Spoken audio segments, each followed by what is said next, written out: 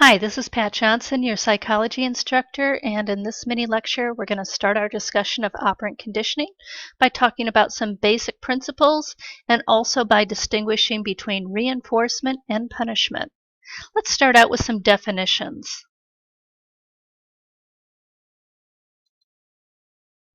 Our author tells us that operant conditioning is a type of learning in which a voluntary behavior is strengthened if followed by a reinforcer or diminished if followed by a punisher.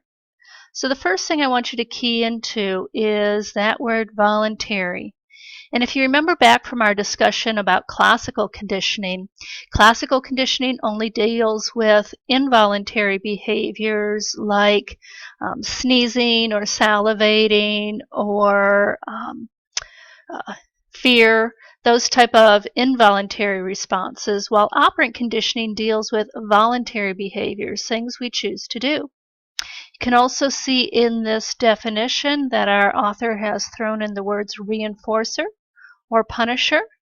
And I want you to wipe away from your memory banks your preconceived notions about what reinforcement and punishment are, because we're going to look at those two concepts a little bit differently in operant conditioning. Here's another definition of operant conditioning. It's a little bit better. It's the process by which a voluntary behavior becomes more likely or less likely depending on the consequences. So again, we're talking about voluntary behavior, and we're talking about behavior either increasing or decreasing because of the consequences. And that really is the basics of operant conditioning. Let's take a look at a couple examples. Let's suppose that you're between classes and I'm going to class and we pass each other in the hallway. And your behavior is to smile at me. You have a nice big smile, and my response is to smile back. It's likely that tomorrow, if you see me in the hallway again, you're going to smile. In other words, your behavior continues or increases. Let's take a look at another example. In this example, same scenario, we pass in the hallway.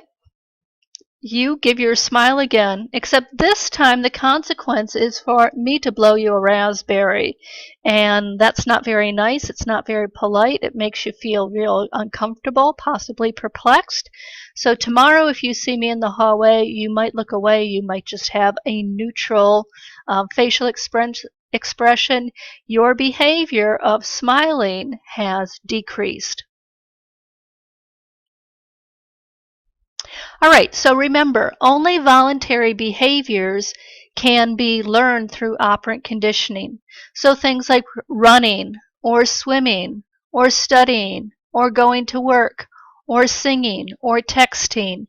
These are all voluntary behaviors. These are things you choose to do or choose not to do. You have control over whether you engage in these behaviors or not. All right, don't let this slide scare you. I know it's a lot of words, but let's break it down because now we're going to get into the difference between reinforcement and punishment. And this arrow here and this arrow here are really the key differences between reinforcement and punishment. Reinforcement is any event that strengthens or increases the behavior it follows. So in other words, you engage in a behavior, there's a consequence. If that behavior increases, well, that's reinforcement. Now, that should key you in on a slide we just looked at a little bit ago. Let's go back. So, you smiled. The consequence was me smiling back at you, and tomorrow your behavior increased or continued. So this is an example of reinforcement.